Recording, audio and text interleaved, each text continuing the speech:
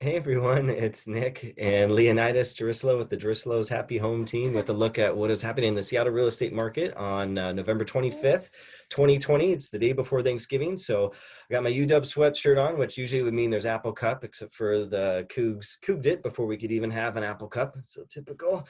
Leo's teeth are up 400% month over month. So there's some sidebar comments with that. Let's go straight into the market action here. So Seattle home prices right now are up. Actually, it's second only to Phoenix in terms of the hottest markets in the country. Phoenix was up 11.4% year over year. Seattle was up 10.1%. Kind of what does that look like? Kind of more specifically, the four-county area. King County median home prices are at 745. That's an increase of 13% year over year. Pierce County is at 430,000, which is a 13% increase. Snohomish at 579 is a 17% year over year increase. And Kitsap also lucky number 13%. 437.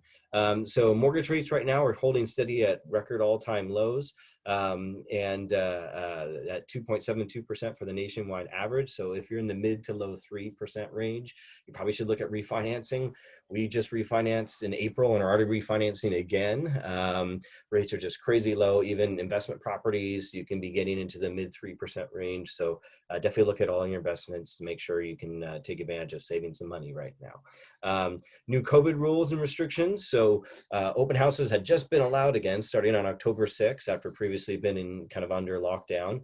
And we had about a month run, and then effective from November 16th through December 14th, no longer allowed to do open houses or brokers opens. We can still show homes, a maximum of 6 people total permitted through the property at a time. Historically, kind of looking back at sales, it's pretty remarkable. The four-county area, that was the highest October sales on record, going all the way back to 2000. So this is looking for King, Snohomish, Pierce, and Kitsap County all the way from 2020 to 2000. Same thing for September, highest September on record. Same thing for August, highest August on record. And another interesting trend to note here is that this is looking at new listings coming on the market over the last 4 years through kind of the monthly seasonal trends. And so this one here is 2020.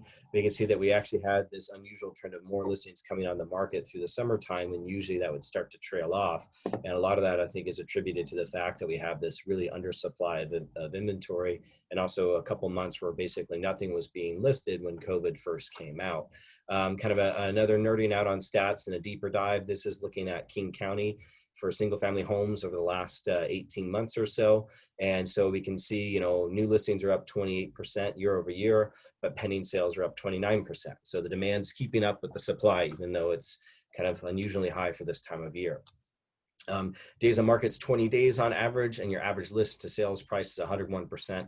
Both of those were the same as last month. So that's kind of a quick look back at what's happening in the market right now. If you're wondering kind of how you fit in and what would be the best strategy for your plans, feel free to call, text, visit us online, happyhometeam.com.